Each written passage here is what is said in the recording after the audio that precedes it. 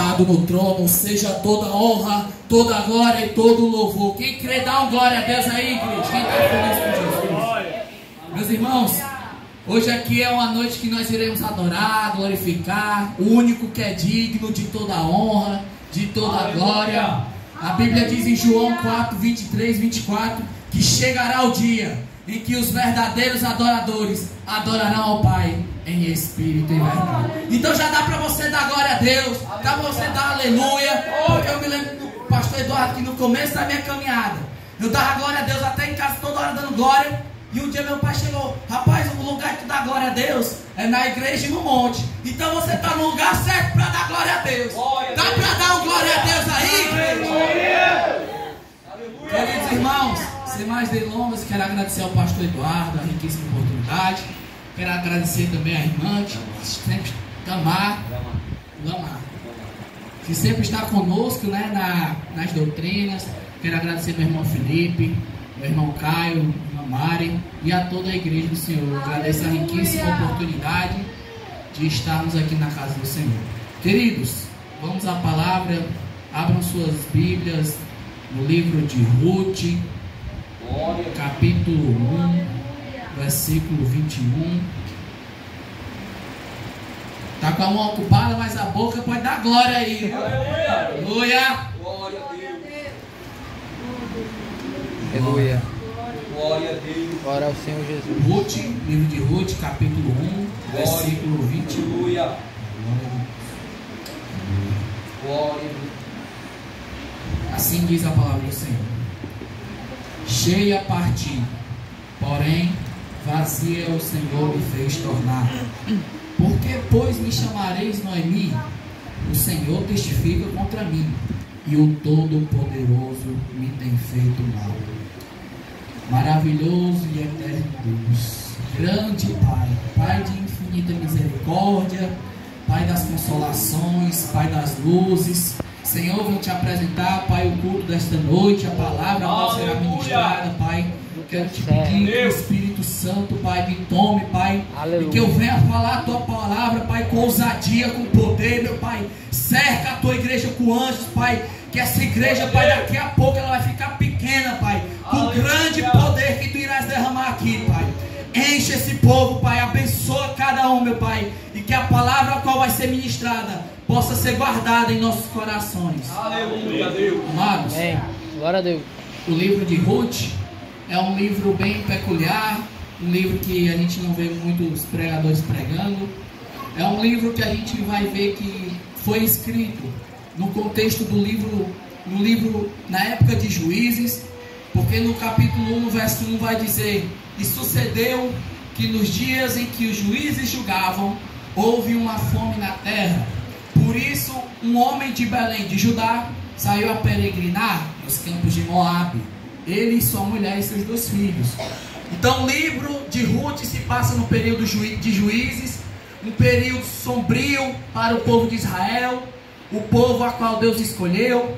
É um livro também muito importante, porque a gente aprende, quando a gente vai estudar a palavra do Senhor, que o livro de Ruth, ele era lido anualmente nas festas judaicas pelo povo judeu nos dias de Pentecoste.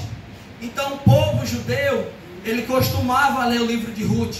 O livro de Ruth vai também nos ensinar sobre como nós podemos viver uma vida piedosa no meio do caos.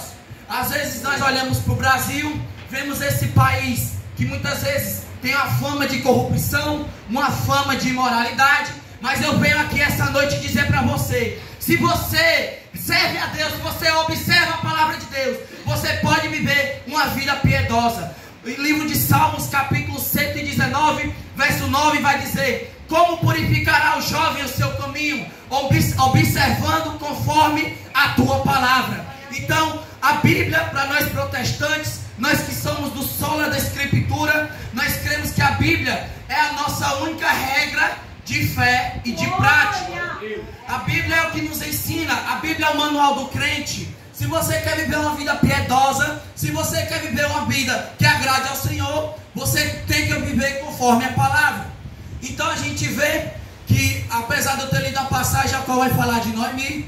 Noemi, nesse contexto aqui, ela está dizendo que o Senhor testificava contra ela.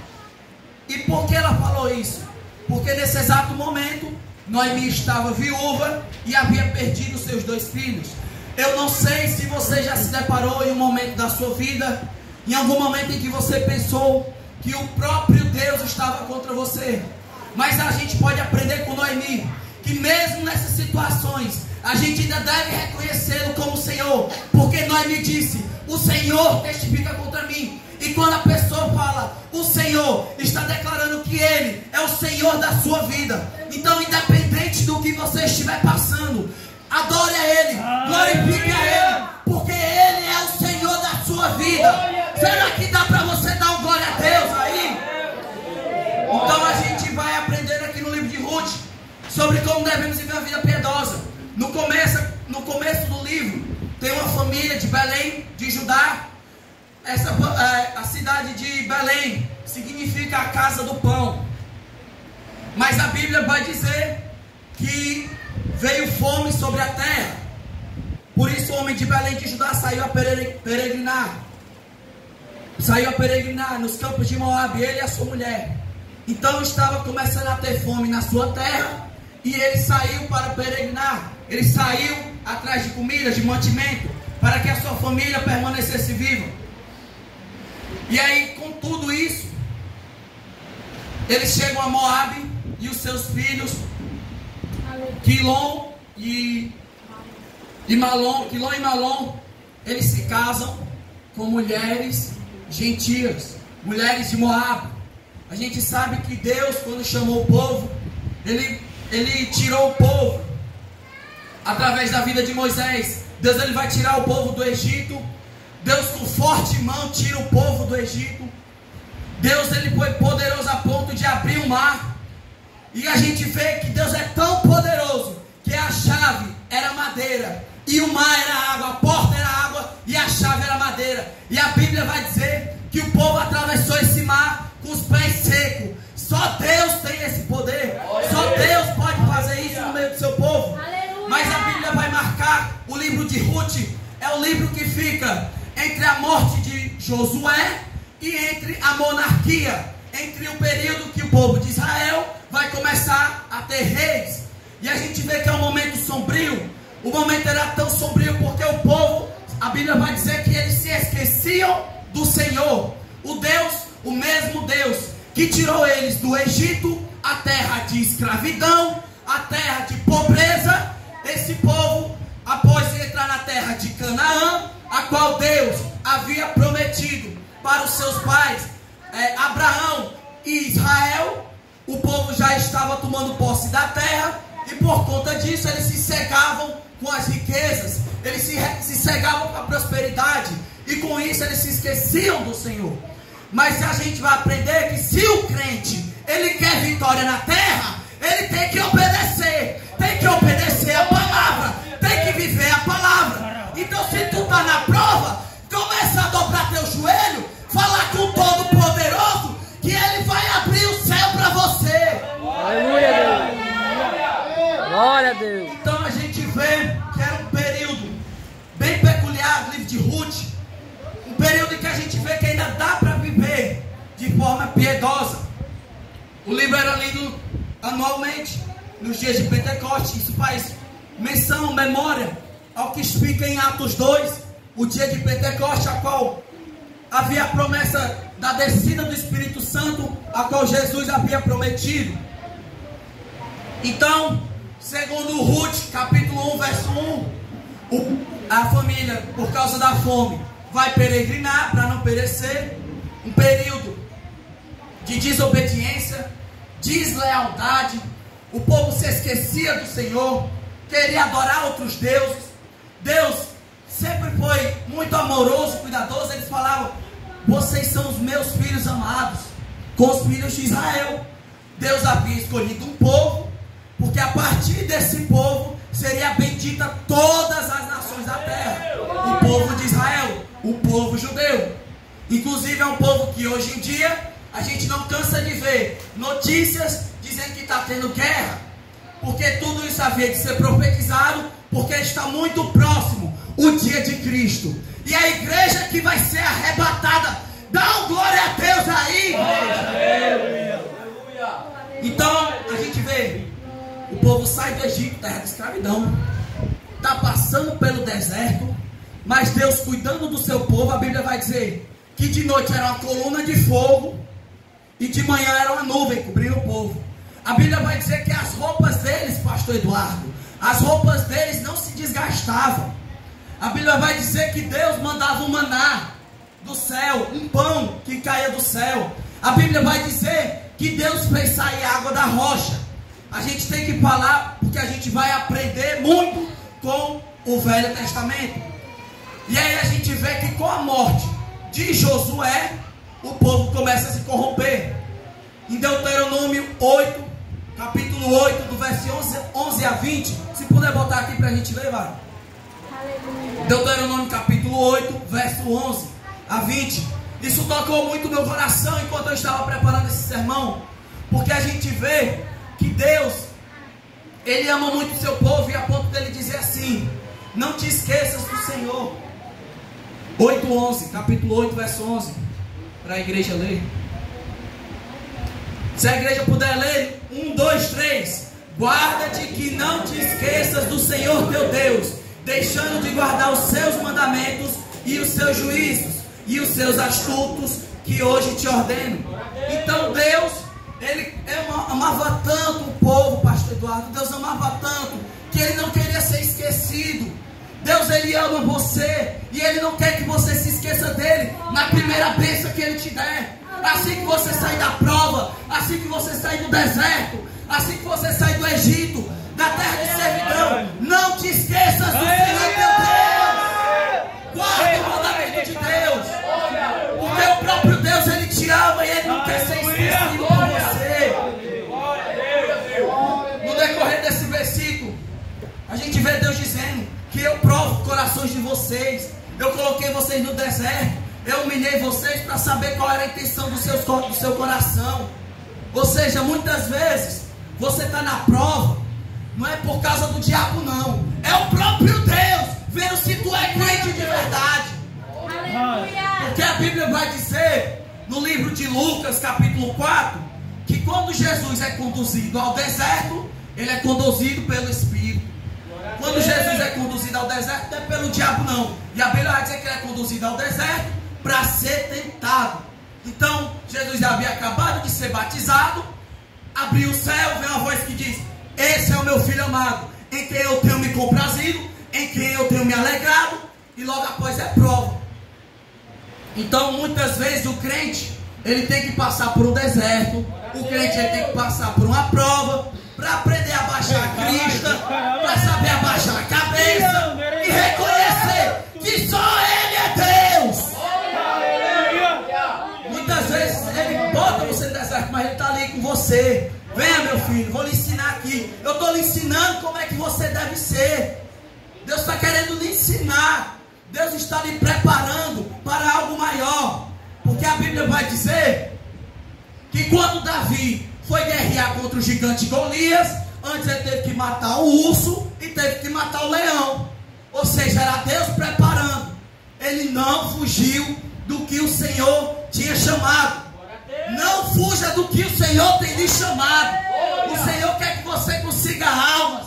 Tem tanta gente com depressão, na pobreza do pecado, no lamaçal do pecado, cego com a droga. E às vezes só de você falar, Jesus te ama, muda a vida da pessoa.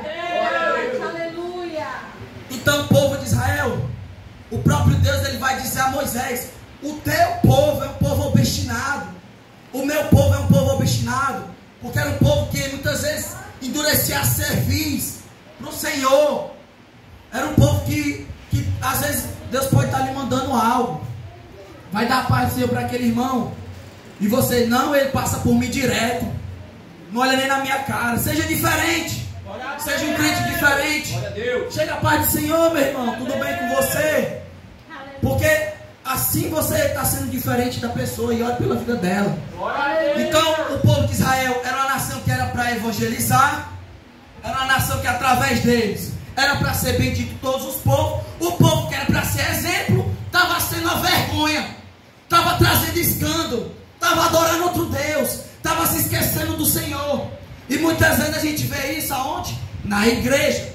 Para você ver como a situação era tão séria de um jeito, pastor Eduardo, que a gente vai abrir Juízes, capítulo 21, verso 25, vai dizer assim: naqueles dias não havia rei em Israel, porém cada um fazia o que parecia reto aos seus olhos.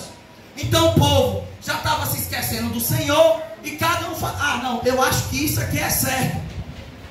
Então hoje em dia é muito normal a gente ver as pessoas que vão guiadas pela sua própria vontade, pelos seus achismos, querem enganar a si mesmo.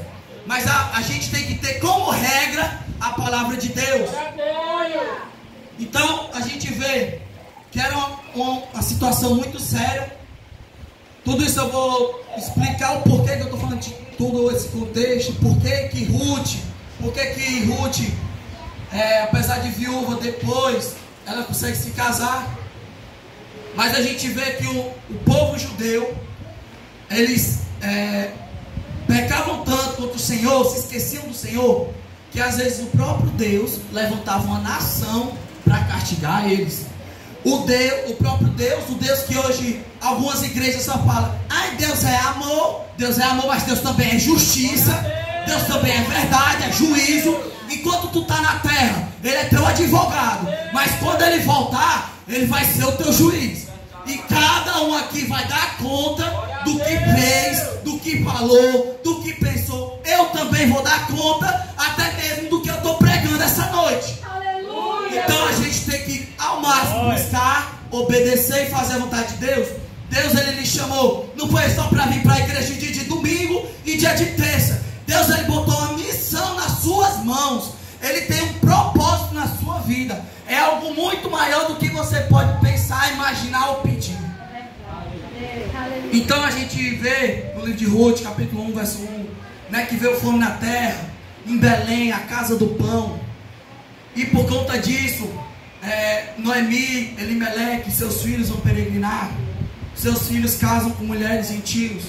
Quem são gentios? É o povo que não faz parte da primeira aliança, é o povo que não faz parte da aliança que Deus fez com Israel, com Abraão, é o povo que não é judeu. Nós somos os gentios. E a gente vê que Deus, Ele tem um cuidado com os gentios, com os que antes não eram os escolhidos, mas Deus teve misericórdia da gente e veio a graça para a gente através de Cristo. Então a gente vai aprender que eles se casam com duas mulheres moabitas. Uma se chama Orfa e a outra se chama Ruth. Depois morrem os dois, Malom e Quilom. Os dois morrem. E aí Noemi ouve que na sua terra Deus havia visitado. A terra que estava com fome, Deus havia visitado.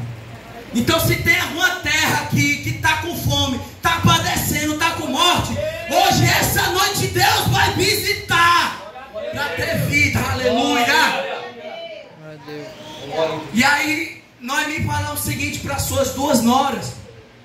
Ele fala: voltem para a casa de suas mães, porque eu não tenho mais filhos para que vocês se casem, e nem tenho marido para ter filhos para que vocês pudessem esperar. Ela insiste para que as suas noras voltem. Eu acho muito interessante aqui no livro de Ruth, no capítulo 1, no verso 14, a Bíblia vai dizer que Orfa, né, elas vão dizer assim, primeiramente elas estão dizendo: não, nós vamos contigo onde você for. Mas Noemi insiste tanto que a Bíblia vai dizer assim, que Orfa a beijou e Ruth se apegou a ela. Tome muito cuidado com quem está ali beijando, quem está ali acariciando, ali adulando, porque a Bíblia vai dizer que a Ruth que foi fiel à sua sogra, não foi quem beijou. A gente vai ver que o traidor, Judas, quando ele vai trair, ele trai com um beijo. Ele trai com um beijo o nosso Jesus. Então tome cuidado.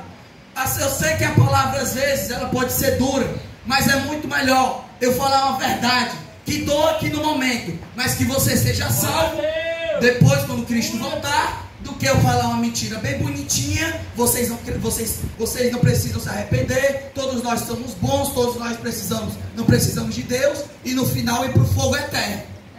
Então a palavra de Deus, a Bíblia vai dizer que quem se arrepende e deixa, alcança misericórdia. Então muitas vezes a palavra de Deus vai confrontar você, vai confrontar o seu ego, o seu orgulho, e muitas vezes você tem que tomar cuidado para não enganar-se a si mesmo, porque a Bíblia vai dizer que nós não somos salvos pelas obras, nós somos salvos pela graça. Em Efésios 2, capítulo 8, isso é graça, isso não vem de vós, para que ninguém naquele dia venha se gloriar. Naquele dia, quando Cristo voltar, ninguém, nem eu, vou poder bater no meu peito e dizer: Deus, eu mereço ir para o céu. Por quê? Por causa do sacrifício de Cristo. Nós somos gentios. Antes era salvo o povo judeu, mediante a fé. A Bíblia vai dizer que a fé de Abraão foi-lhe imputado como justiça, porque ele creu no Senhor, porque ele creu em Deus. Então nós somos salvos mediante a fé em Cristo. Então o que eu quero trazer para vocês é a responsabilidade com a palavra, porque está muito próximo os dias de que Cristo irá voltar, o dia que Jesus virá com sua glória e sua majestade. E a Bíblia diz que naqueles dias os homens pedirão a morte e não acharão, buscarão a morte e não encontrarão, por causa que a morte estará presa, por causa que a aflição que virá naquele dia, a Bíblia diz que virá tal aflição como nunca teve e jamais haverá. Irmão, está pregando sobre o inferno? Jesus só pregava sobre o inferno. O que hoje em dia muitas igrejas dizem é o amor, é só amor, é só amor, mas é juízo, é justiça. Você acharia bom que o cara que matou o seu filho, ele não fosse punido pelo que ele fez?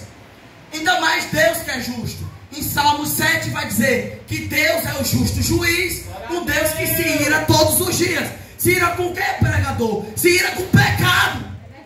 Então o que deixa Deus irado, apesar da ira de Deus ser uma ira santa, a ira de Deus vem junto com a sua misericórdia. Tanto que Davi vai dizer: melhor é cair nas mãos de Deus do que cair nas mãos dos homens. Então, apesar de tudo, Deus irá trazer juízo, mas Ele também tem misericórdia. Ele também dá a oportunidade a você. Se você está vivendo a vida que você sabe que não está agradando a Deus, hoje você tem a oportunidade de vir aqui na frente, pedir perdão pelos seus pecados, reconhecer que você é um pecador, e quando Cristo voltar, Ele irá relevar a sua igreja e você irá.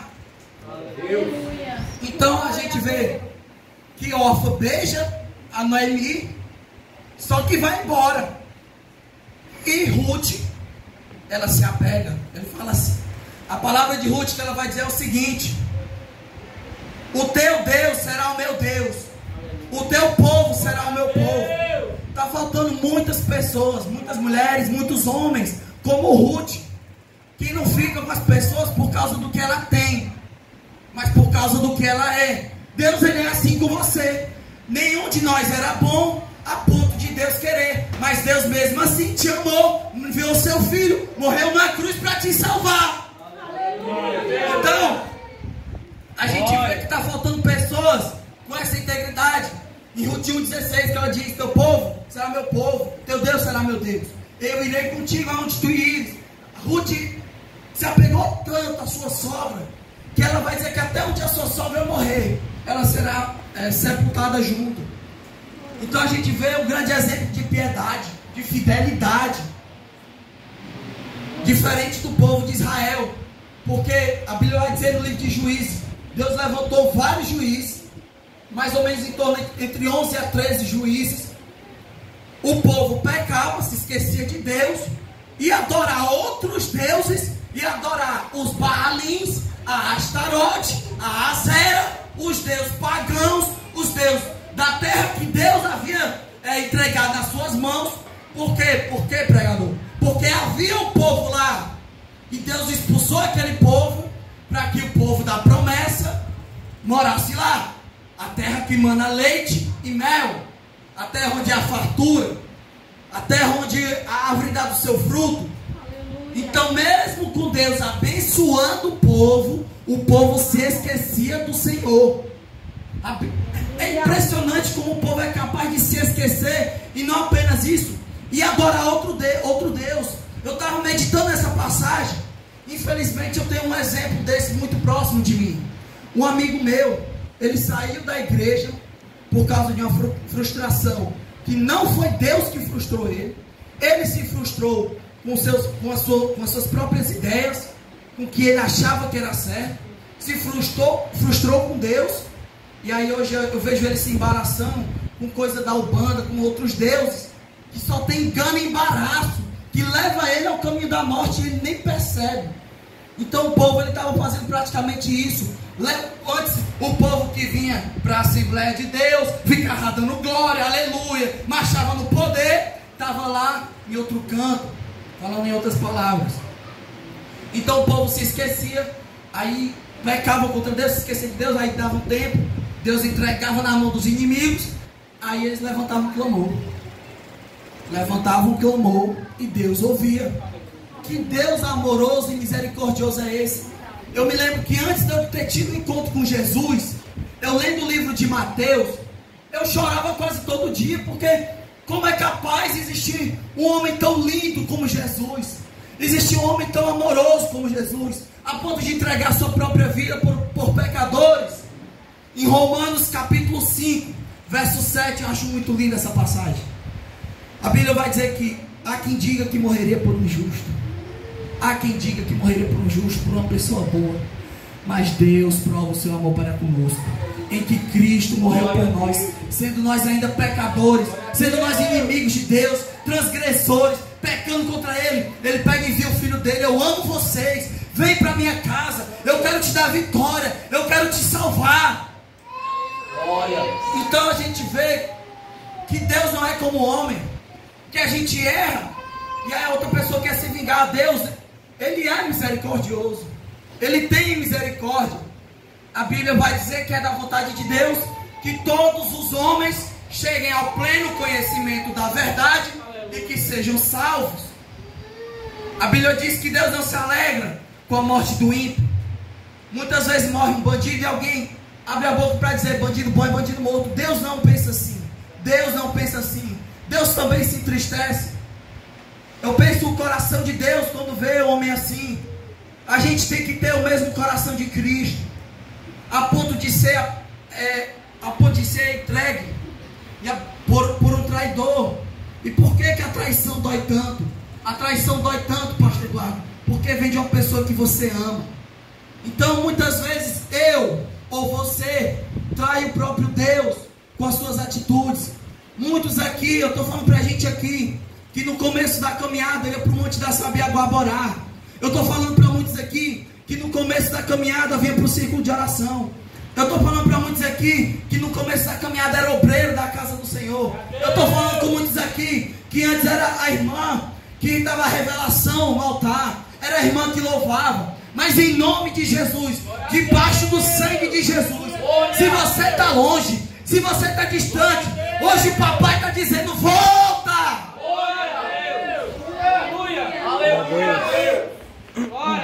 E aí quando Ruth volta, quando Noemi volta para a sua terra, porque ela ouviu que na sua terra Deus havia visitado. Quando Deus visita o local, só tem coisa boa.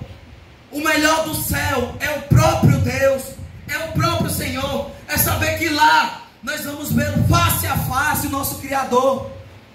E eu venho pregar aqui um evangelho diferente do que está sendo pregado nessas igrejas, que é só vitória, não tem dor, não tem sofrimento. Mas o evangelho muitas vezes você sofre, porque Jesus Cristo disse, Jesus Cristo vai dizer, no mundo tereis aflições, mas tem de bom ânimo. O que Cristo vai dizer para você? Tem de bom ânimo, porque eu venci o mundo. Cristo venceu o mundo para que nele nós fôssemos vencedores. Na carta de 2 Coríntios capítulo 1, Paulo vai dizer à igreja: se conosco vocês são participantes das tribulações, vocês também serão participantes das consolações. Que consolação é essa? É o dia que Cristo voltar, a igreja foi arrebatada, e cada um receberá conforme as suas obras um galardão. Deus irá dar um galardão para cada um de vocês. Deus, Ele honra. Salmos 37 vai dizer, 34 vai dizer que o anjo do Senhor acampa ao redor daqueles que o temem. guardando. Muitas vezes Deus está lhe dando livramento e você nem sabe. Deus tem dado livramento a você. Então, partindo já para o capítulo 3, eles voltam. Noemi já tinha falado isso, né? Que não me chame mais Noemi. Noemi significa doce. Noemi significa suave. E ela vai dizer: não me chame mais Noemi. Ruth capítulo 1, verso 21. Não me chame mais Noemi, me chame Mara. Verso 20.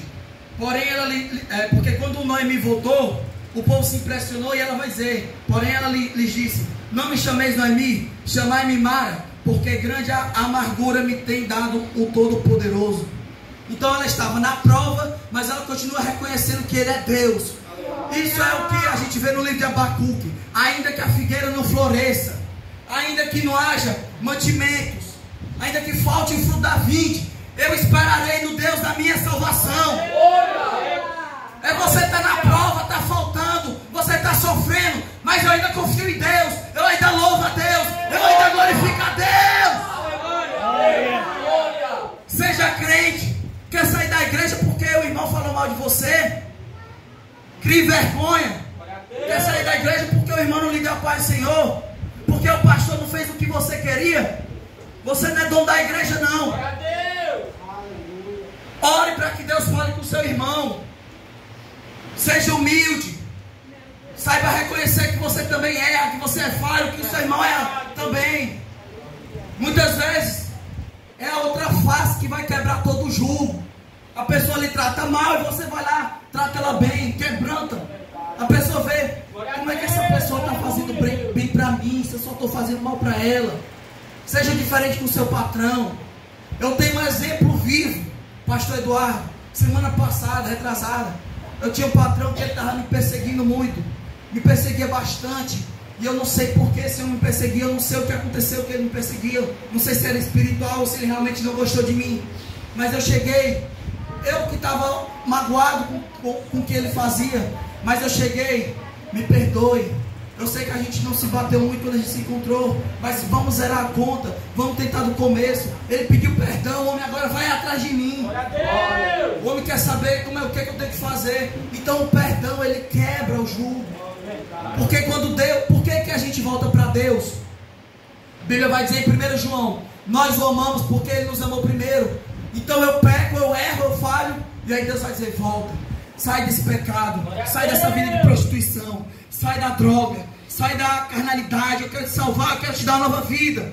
Então é isso que me constrange. Eu sou ruim, sou falho, e Deus continua me amando. Ele quer que eu saia dessa vida. Então a gente vai ver que Noemi vai dizer: não me chame mais Noemi, me chame Mara, porque grande amargura me tem feito o Senhor, o Todo-Poderoso. E aí, para eles se manterem nessa terra, Ruth, a sua nora, ela vai trabalhar. E Deus é tão maravilhoso. Tudo que Deus faz é maravilhoso. Você vê que Deus, Ele luta pelos mais fracos. Ele luta por aquele que você nunca daria nada, aquele que você humilha, aquele que você pisa, aquele que você vê na rua, que muitas vezes você nem percebe. A Bíblia vai dizer que tinha leis para o órfão, para a viúva e para o estrangeiro. Que quando os fazendeiros fossem colher as suas cegas, ele não voltasse para pegar o que ele esqueceu, que ele deixasse cair uma parte para o pobre pegar. Por isso que a gente vê que Deus é cuidadoso. E muitas vezes nós somos a gente vai ver muitas vezes que nós somos arrogantes, queremos fazer a nossa vontade, mas Deus não é assim. E aí a Bíblia vai dizer que Ruth vai trabalhar na fazenda de Boaz. Boaz dá privilégios. De certa forma ele havia se interessado por Ruth. Quando ela leva comida para casa, Noemi se impressiona. E ela vai dizer: permaneça na fazenda desse homem. Noemi vai aconselhar a Ruth ao que ela deveria fazer. Ela, como mulher mais velha, era sábia. Ela sabe dar conselhos.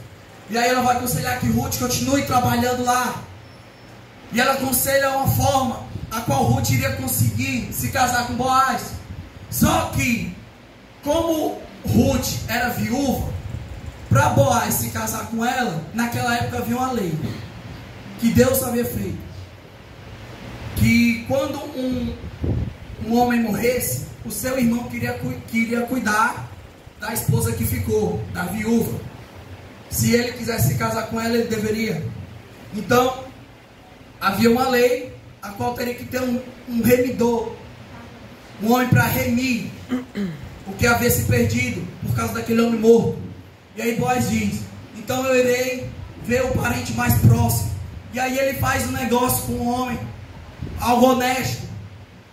Ele age de forma íntegra. E aí ele consegue se casar com Noemi. E aí já é diferente. No capítulo 4 de Ruth, a gente vê no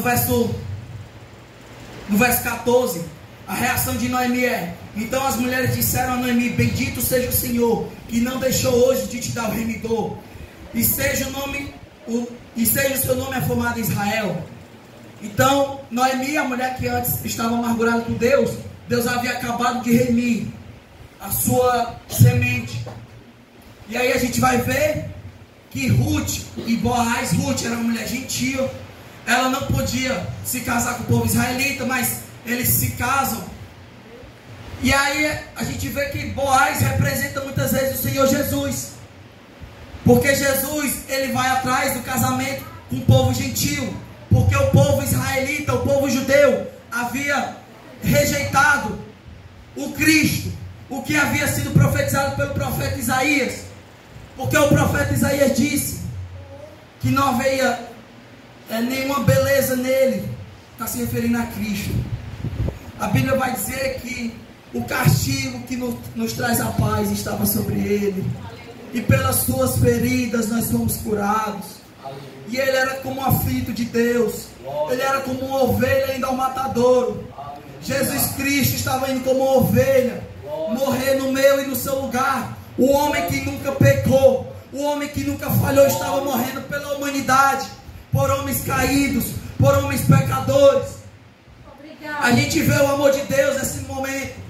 A Bíblia vai dizer que Jesus o amou até o fim na cruz. E é tão forte essa passagem. Pastor Eduardo, Deus falou tão poderosamente comigo. Sábado agora, para eu falar com a igreja, peço aos meus amados irmãos, se puderem, se tiver com a Bíblia, abram suas Bíblias no livro de Apocalipse, verso 21. E assim diz a palavra do Senhor: João estava na ilha de Patmos. E aí ele tem uma visão. O livro de Apocalipse é o livro da revelação. É o que vai acontecer nos dias de Cristo. E assim diz: e vinha um novo céu e uma nova terra, porque já o primeiro céu e a primeira terra passaram, e o mar já não existe. E eu, João, vi a santa cidade, a nova Jerusalém, que de Deus descia do céu, adereçada como uma esposa, ataviada para o seu marido. E Deus falou assim: meu Deus, o que é que o Senhor quer falar para mim?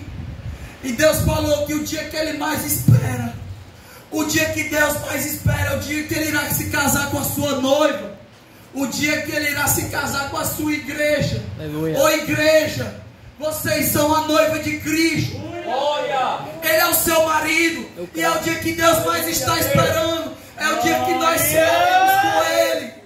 A igreja que vai ser arrebatada dá para dar glória a Deus. E João continua: e ouvi uma grande voz do céu que dizia: eis aqui o tabernáculo de Deus com os homens, pois com eles habitará, e eles serão o seu povo, e o mesmo Deus estará com eles e será o seu Deus. E Deus limpará de seus olhos toda lágrima, e não haverá mais morte, nem pranto, nem clamor, nem dor, porque já as primeiras coisas são passadas. O único dia que irá acabar a sua dor, não haverá mais dor, que não haverá mais pranto, será naquele dia que a gente vai ver o noivo face a face. Ele vai enxugar as suas lágrimas. Eu sei que você pode estar sofrendo. Eu sei que muitas vezes por você ser crente você é perseguido. Mas olhe para o dia de Cristo, o dia que Ele irá enxugar os seus olhos. O próprio Deus vai estar enxugando as suas lágrimas. Ele estará lhe consolando. Mas Deus, Ele irá arrebatar todos aqueles que o creram. Porque a gente vê gente que diz que todo mundo é filho de Deus, Mas eu venho dizer que não é todo mundo que é filho de Deus.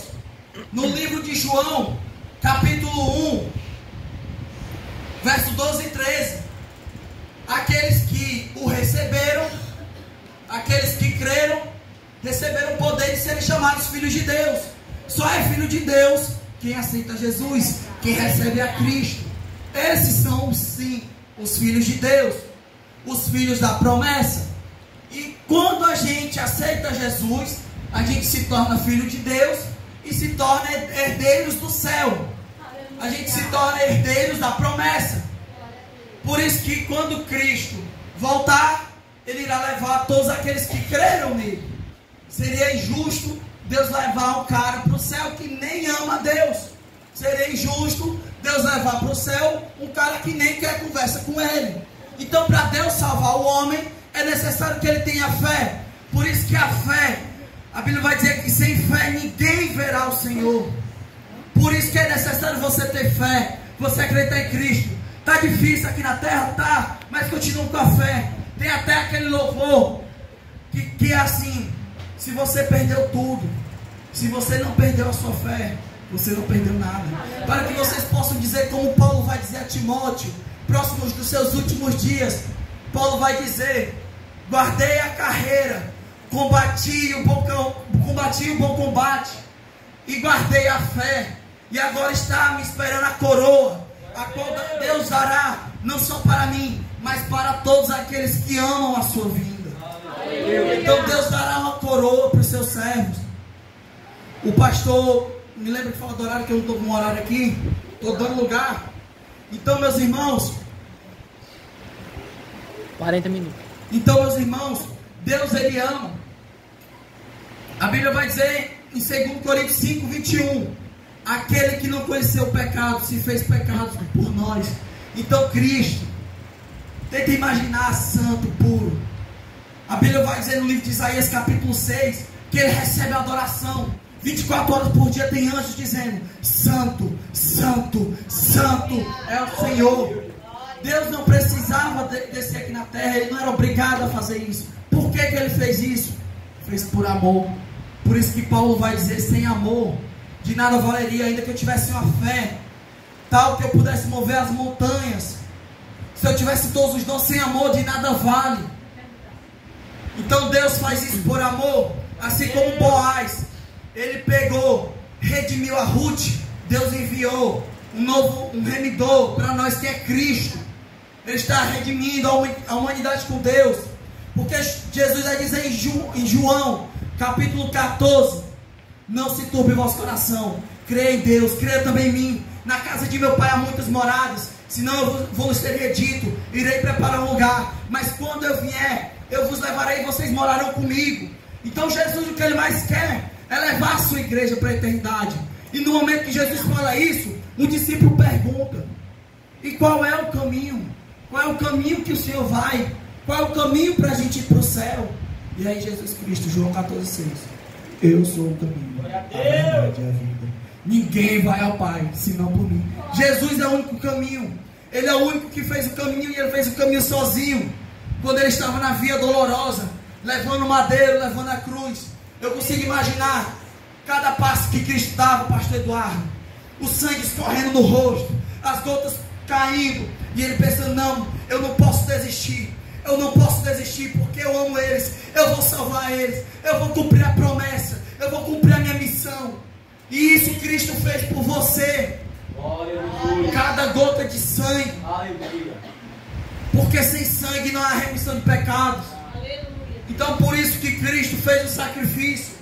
A maior prova de amor da humanidade não foi demonstrada com beijos e nem abraços. A maior prova de amor da humanidade foi mostrada numa cruz. Foi mostrada na cruz. Quando Cristo morre no seu lugar, ali Ele está pagando o preço que era para você pagar. A morte que era para ser minha e sua, Cristo está pagando naquele momento. Mas Deus, Ele promete que Ele irá voltar e irá levar a sua igreja. Então eu peço que a igreja fique de pé. E eu quero perguntar: se você tem andado distante dos caminhos do Senhor, se você tem feito algo que você já não sente mais a presença de Deus. Você vem para os cultos para bater o ponto. Você vem para mais um culto.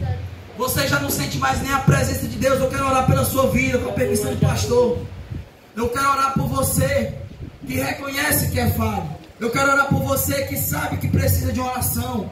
Eu quero orar por você que sabe, reconhece o sacrifício de Cristo nas suas vidas. Aleluia.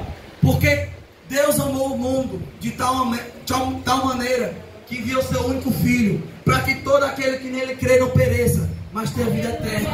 Então a vida eterna só conseguiremos em Cristo, só com Ele, e com Ele nós iremos.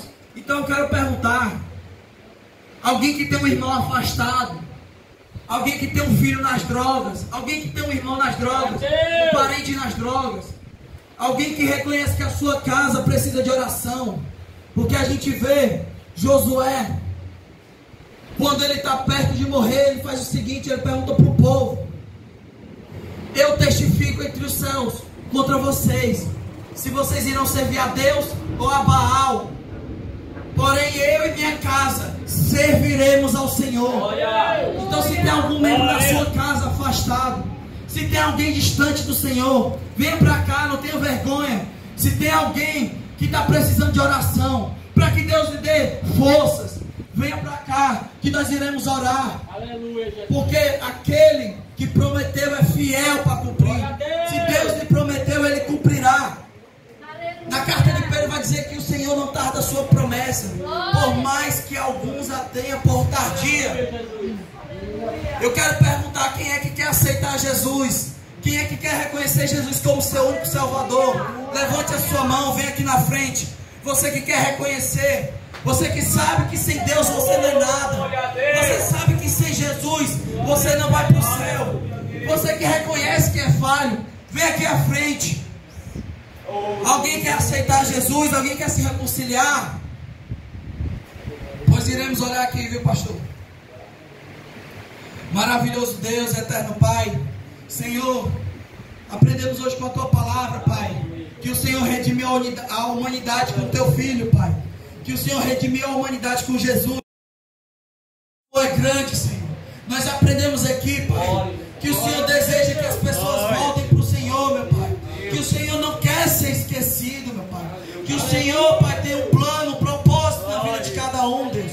Então apresenta a vida de cada pessoa que está aqui, meu Pai. Se tem alguém, Pai, que está precisando de forças, de renovo, renova, Senhor. Dá força ao cansado, Jesus. Senhor, visita a família, Pai. Visita os parentes que estão longe, Deus. Se tem alguém aqui, Pai, levantando o clamor a Ti, Pai, que o Senhor venha ouvir, Deus. Que o Senhor venha ter misericórdia, Pai. Que o Senhor venha olhar para o Teu povo.